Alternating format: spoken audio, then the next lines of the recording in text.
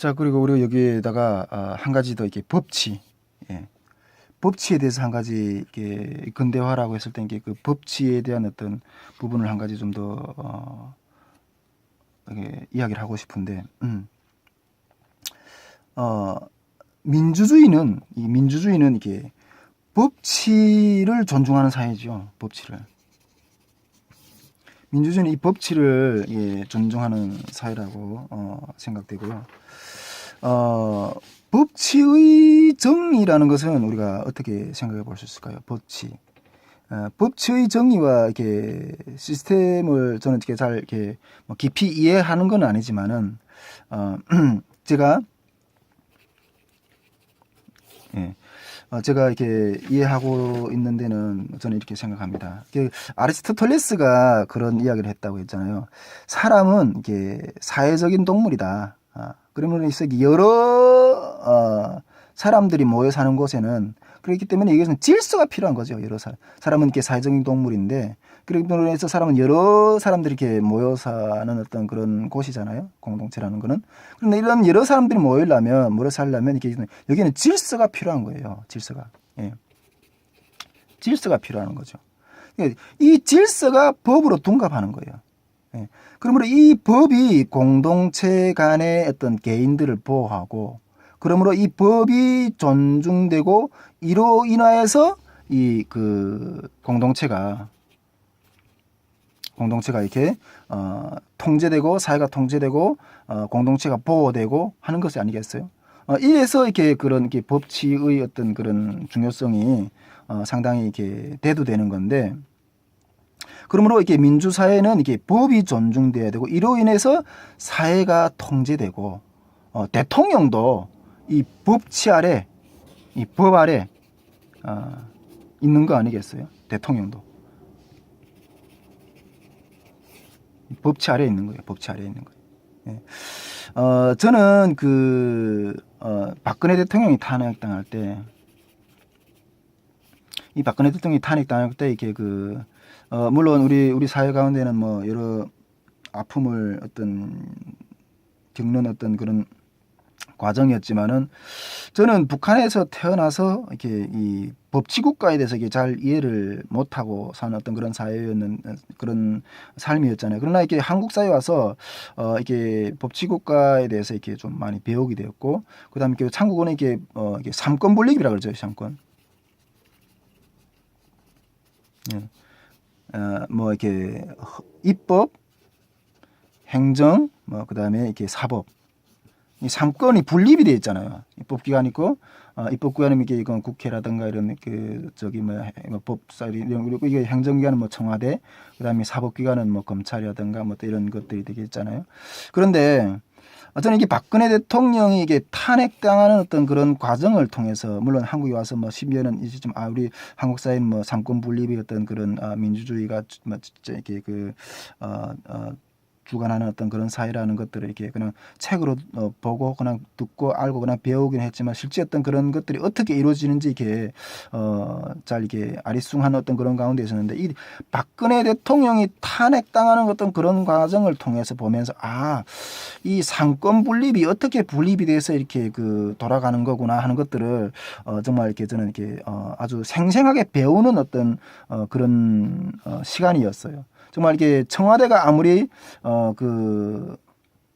이렇게 뭐 자기 어떤 정체성을 주장한다 할지라도 이게 법 아래서 이렇게 법을 가지고 박근혜 대통령을, 물론 뭐 그게 사실 논의 여부의 차이를 떠나서 박근혜 대통령이 이렇게 물러나는 어떤 그런 일련의 과정을 보면서 이게 상권 분립이라는 게 이런 것이었구나 하는 어떤 그런 것들을 보게 되었고, 또 이게 법이라는 것은 대통령도 이렇게 그 자리에서 끌어내릴 수 있는 그런 상당한 힘을 가진 어떤 그런 기능을 가지고 있구나 하는 것들을 제가 이렇게 보게 되었습니다. 그러나 우리 북한은 어떻겠어요, 여러분? 북한은 완전히 이렇게 봉건 왕권 국가잖아요. 북한은 법치 위에 당이 있어요. 당 위에 수령이 있고, 당 위에 수령이 있고 이런 사회잖아요. 법의 개념으로 다스려지는 사회가 아니에요. 북한은 법의 개념으로. 이 법의 개념으로 다스리는 사회가 아니고 오직 당의 노선이 사회 전반에 이렇게 퍼짐으로 인해서 그 노선을 가지고 다스리는 돌아가는 그런 사회인 거죠. 북한은. 정말 이 탈북민들이 이 한국 사회에 와서 또한 아까 제가 이렇게 자본주의를 배우는 부분들, 그 다음에 민주주의를 배우는 부분들, 이런 부분들을 이렇게 뼈아프게 경험한다 그랬잖아요. 근데 탈북민들이 이 한국 사회에 와서 이 법치에 익숙해 가는 그 과정도 상당히 뼈아픈 고통의 과정인 거예요. 예. 뼈아픈 고통의 과정인 거예요. 제가 처음에 이렇게 한국에 왔을 때 제일 많이 들었던 말이 어떤 말인 줄 알아요? 개념이 없다. 예. 탈북민들은 개념이 없다는 거예요. 개념이 없다는 말을 제일 많이 들었어요. 근데 우리가 바꿔놓고 한번 좀 생각해 봅시다. 저는 이 말을 하는 분들이 입장도 이해되고, 네, 이거 앞에서도 내가 어떻게 십자가 하실 때 이 부분을 이렇게 이야기 좀 나눴었던 것 같기도 하고 모르겠는데, 어쨌든 이런 말을 하는 사람들의 입장도 이해되고, 이런 말을 듣는 사람들의 입장도 이해돼요, 저는. 예. 여러분, 여기 북한 사회라는 거는 이렇게 개념을 가지고서 살아갈 수 있는 사회가 아니잖아요. 예. 개념을 가지고 살아갈 수 있는 사회가 아니잖아요. 북한 사회에서 개념을 가지고 살아간다는 곧 죽음이에요. 예. 북한 사회에서 경제적인 고난이 딱 왔을 때 이 개념을 가지고 있던 사람들이 제일 먼저 죽었어요. 예. 당에서 하라고 하는 대로 따르는 것이 개념이잖아요. 그런 식으로 살았던 사람들 제일 먼저 죽었어요. 뭐 교원이라든가 당원이라든가 어쨌든 당의 어떤 정책기관들이 이해하는 것들을 통해서 충성분자들, 이런 사람들이 제일 많이 죽었다는 사실이잖아요. 제일 많이 죽었다는. 뭐 우리 탈북민들 가운데는 뭐 흔히 이런 이야기를 해요. 북한에는 이제 순한 짐승들은 다 죽었다는 거야. 순한 짐승들은 다 죽었다. 그리고 이제 악한 짐승들만 살아남았다. 뭐 이렇게 승냥이라든가 뭐 쪽제비라든가 뭐 일이라든가 뭐 호랑이라든가 이런 힘 있는 자들, 교활한 자들만 살아남았다는 거예요. 예. 정말 북한 사회 같은 경우는 정말 이렇게 사회적인 혼란이 이렇게 있다 보니까, 경제적인 어떤 그러다 보니까 훔쳐먹고 뭐 사기치고 뭐 이러지 않고서는 살아갈 수 없는 거예요. 그런 개념을 지켰다가는 그냥 죽음이에요. 곧 죽음인 거예요. 예, 곧 죽음인 거예요. 그리고 또 이런 개념을 어떻게든 살기 위해서는 사기도 쳐야 되고 저도 물론 훔쳐먹는 어떤 그런 경험도 했습니다. 훔쳐먹고 사기도 치고 그러면서 오늘까지 살아남은 거 아니겠어요? 뭐 중국에 와서도 온갖 삶의 수단을 위해서는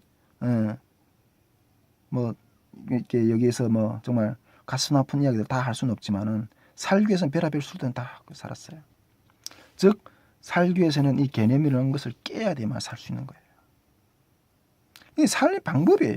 탈북민들, 탈북자들이 어떤 삶의 방법. 그런데 이제는 한국 사회라는 어떤 그런 어느 정도 사회가 안정이 되고 질서가 잡히 있고 모든 어떤 생활기 기본적인 여건들이 마련된 이런 사회에서 딱 돌아 이제 산다고 했을 때 적응이 되겠는가 그거예요.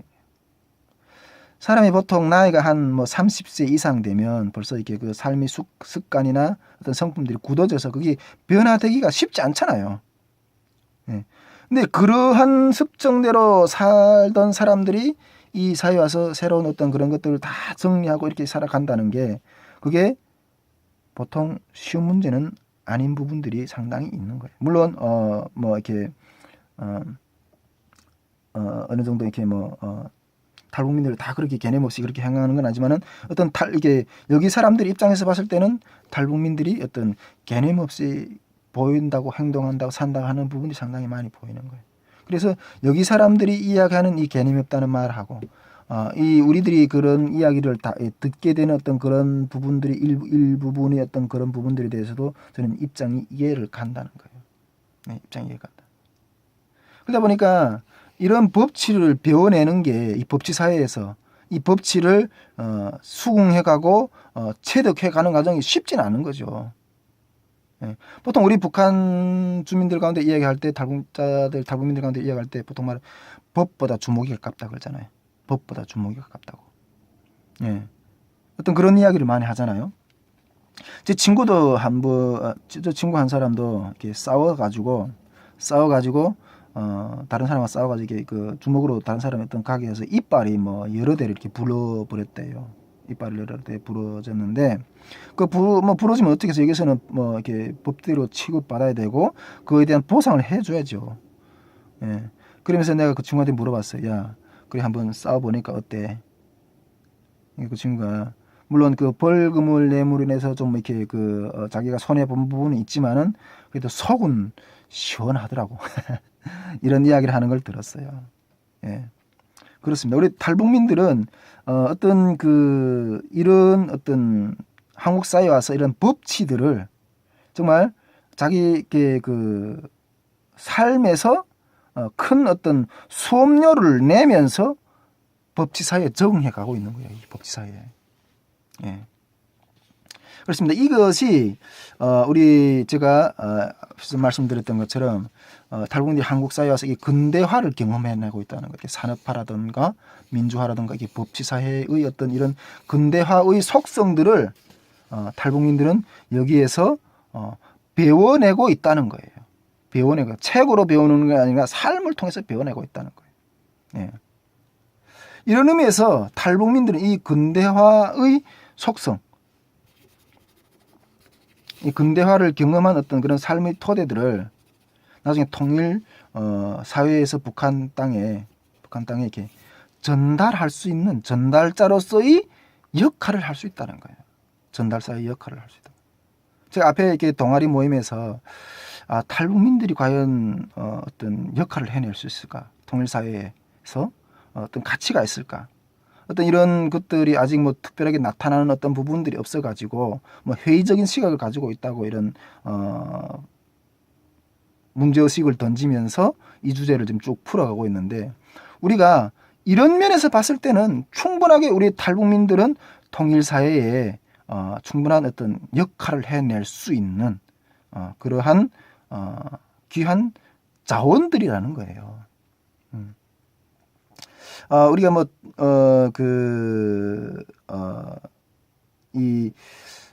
한 가지 좀 더 이야기를 하게 되면, 이건 뭐 사회적으로 아주 뭐 심각한 어떤 아직 이 사회적으로 이렇게 뭐 드러난 문제는 저 앞에 드러난 문제는 아니지만은 내면에서는 밑바닥에서는 상당히 이게 그런 어떤 부분들인데 탈북민들이 뭐 이 사회에 뭐 이렇게 두각을 나타내고 어떤 아직 뭐 그런 것들이 보이지 않는 문제들 중에 하나는 이런 부분도 있는 것 같아요. 이거는 탈북민들이 사회적 위치를 차지해내는 부분은 영향력을 행사하는 기능은 영향력을 지금 행사하지 못하는 것처럼 보이는 이런 것들 중에서는 상당한 부분이 밥그릇 싸움이에요. 예, 밥그릇 싸움인 거예요. 밥그릇 싸움. 예, 지위를 탈북민들한테 지위를 부여하지 않는 거예요. 이런 부분이 상당히 있다고 저는 생각이 되는데 충분히 탈북민들 가운데도 어떤 훌륭한 능력이 있고 어떤 사회적인 어떤 리더로서의 어떤 그런 역할을 해낼 수 있는 어떤 그런 자질이 있는데 맡기지 않는 거예요. 그런 부분들을. 이런 부분들은 밥그릇 싸움이라는 거예요. 뭐 단지 뭐 사회적인 어떤 그런 부분들뿐만 아니라 우리가 이야기하는 뭐 탈북민 단체라든가 뭐 이런 뭐 국가에서 뭐 조금 뭐 보조하는 어떤 그런 단체라든가 이런 데서조차도 뭐 단체장으로 뭐 이런 데는 그래도 탈북민들이 어떤 리더로서의 어떤 그런 지위를 부여받을 수 있잖아요. 근데 이런 데조차도 이렇게 탈북민들을 이렇게 앉히지 않는 어떤 그런 사회적인 문제들이 있다는 것을 여러 매체들을 통해서 듣게 됩니다. 이건 뭐 결국 뭐 밥그릇 싸움이 되는 거죠. 밥그릇 싸움. 예. 우리 이주민 통합 연구를 한 어떤 그런 사회학자로서 SL이라는 분이 한 분 있는 어떤 그 연구 모델을 제시하는 것을 봤는데 그 이주민들 사회 통합 연구에서 4가지 모델을 제시해요. 네, 4가지 모델. 네 가지 모델을 제시하는데 하나 첫째는 문화 적응 단계. 문화적인 단계. 두 번째는 지위를 부여해야 된다. 지위를. 그다음 세 번째로서는 이게 상호작용 관계. 상호작용. 그다음에 네 번째로 일체화의 단계. 이렇게 들어간다는 거예요. 예.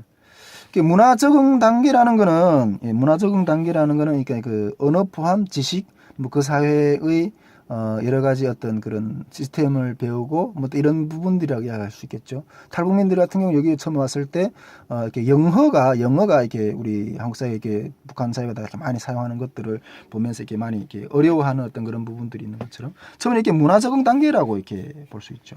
그 다음부터는 그 단계를 넘어서면 이제는 법적인 권리와 경제적인 지위를 부여해야 된다는 거예요. 예, 경제적인 지위를 부여해야 된다는 거예요. 근데 이 부분에 있어서는 상당히 어떤 밥그릇 싸움이 상당히 어떤 치열하다. 어떤 그런 부분들을 이렇게 생각해 볼 수 있다는 거예요. 그 다음에 이 지위 부여 단계를 넘어가면 그 다음에 지위가 부여되어야지만이 어떤 상호작용의 단계로 들어간다는 일상에서 사회적인 관계에서 수용하면서 서로 지위가 부여돼야지 너와 나와 있다는 상호작용의 단계까지 들어간다. 이 상호작용의 단계까지 나가야지 일체화가 된다. 일체화가 된다. 어떤 이런 이론에 대해서 이게 에셀이라는 사람이 이게 사회문화 이게 이주민 통합 예, 통합 연구에 대해서 네 가지 모델을 제시하는 것들을 보면 상당히 좀 일리가 있다고 저는 생각이 됩니다. 근데 이런 정도로 이렇게 간다고 한다면 정말 어떤 이주민들도 뭐 어떤 그 사회에 녹아 들어가는 데는 아무 문제가 없지 않을까. 그런데 실제로 뭐 이런 연구대로 진행이 되는 거는 쉽지는 않죠. 예. 저는 이게 성경에서 이게 그 헬라파 유대인들을 좀 많이 주목하고 있거든요. 헬라파 유대인들. 네. 헬라파 유대인들. 우리 유대인들이라고 했을 때 히브리파 하고 헬라파 유대인들이라고 이렇게 이야기를 하고 있잖아요. 헬라파 유대인들. 이 기독교가 전파된 것은 이 히브리파가 아니에요.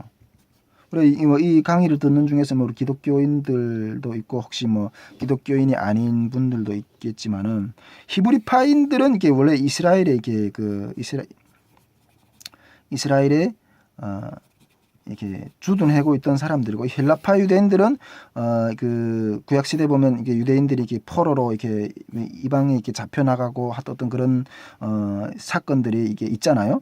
근데 이런 사람들은 이렇게 포로로 잡혀 나갔다가 뭐 돌아온 사람들이라든가 이런 사람들을 이렇게 헬라파 유대인들이라고 하는 거예요. 근데 이 복음이 전파되는 것은 히브리파 유대인들을 통해서 그런 것이 아니라 이 헬라파 유대인들을 통해서 복음이 전파되었고 이 헬라파 유대인들을 통해서 이 그리스도인이라는 그런 이름이 호칭이 처음 이렇게 등장하게 되는 거죠. 예, 처음 등장하게 되는 거죠. 예. 그렇죠. 이게 헬라파 유대인들은 이 이스라엘 문화도 알고 헬라의 문화도 아는 그런 중간적인 역할을 해낼 수 있는 어떤 그러한 유대인들이었다는 거죠. 그다음 유대인들이었다는 거죠. 저는 이게 이 헬라파 유대인들이 중에서 이렇게 요세푸스 이게 역사가 요세푸스의 어떤 책을 이렇게 좀 너무 재밌게 잘 이렇게 읽었는데 요세푸스 여러분 요세푸스에 대해서 이게 들어본 분도 있겠지만은 뭐 들어보지 못한 분도 있겠지만은 어쨌든 이 요세푸스의 어떤 그 책을 통해서 저는 이렇게 성경을 참 이렇게 재밌게 이렇게 이해하는 어떤 그런 계기가 되었어요. 이 요세푸스는 이스라엘의 하나님을 이 헬라 문화 가운데 이스라엘의 역사를 헬라 문화 가운데 이스라엘 여호와 하나님을 헬라 문화 가운데 헬라 사람들에게 설명을 하려고 했던 어떤 그런 역사가잖아요. 그런 역사가. 그러다 보니까 이스라엘이 자기 민족의 하나님에 대해서 헬라의 언어로 이 헬라 세계에 그 저작을 통해서 이렇게 소개를 했었죠. 저는 그 요세푸스의 그 책을 통해서 읽으면서 지금도 저는 이렇게 그 성경책을 읽으면 아직도 이게 이해가 되지 않는 어떤 구약의 뭐 여러 가지 전투고 뭐 많은 어떤 그 일화들이 이렇게 보면 정말 이해가 안 되는 어떤 그런 부분들이 있는데 아직도 이렇게 읽으면서 이건 어떤 말이지 하는 그런 이해하는데 이게 참 어려운 어떤 그런 것들을 많이 겪기도 하는데 이 요세푸스의 책을 읽으면서 와 얼마나 재미나게 설명을 했는지 이게 우리 언어가 맞더라는 거예요. 우리 언어가 맞더라는 거예요. 그것처럼 여러분 제가 지금 이게 탈북민들이 역할에 대해서 지금 계속 이렇게 설명하고 있는 중이잖아요. 탈북민들이 어떤 통일시대에 어떤 역할을 할 수 있고 어떤 가치를 발휘할 수 있는 그런 사람들이냐 이런 부분들 계속 이야기하고 있는데 우리 탈북민들은 이 남한에 와서 이 남한 사회의 어떤 근대화라든가 남한 사회의 그 모든 어떤 속성도 이해하고 또 북한에 있는 어떤 그 속성을 이해하는 사람들이기 때문에 이 요세푸스처럼 통일 북한 사회에 우리 남한 사회를 안내할 수 있는 귀한 체험들을 지금 이 한국 사회 가운데 들어와서 자기 삶에 정말 비싼 수업료를 내면서 배워내고 있는 사람들이라는 거예요. 저는 이 탈북민 문제가 통일이 예비되는 그 시점에서는 그냥 이렇게 지금은 뭐 소수의 집단으로 이렇게 그냥 뭐 취급받는지는 모르겠지만은 그 정도에 머물지 않을 거라고 생각을 합니다. 우리가 이게 이런 탈북민들이 어떤 나중에 통일 시대 가운데 이게 탈북민들이 역할을 우리가 찾아내고 그들을 잘 개발하고 이렇게 할 때는 상당히 큰 역할을 해낼 수 있는 그러한 분들이라는 거죠. 그러한 사람들이라는 거죠.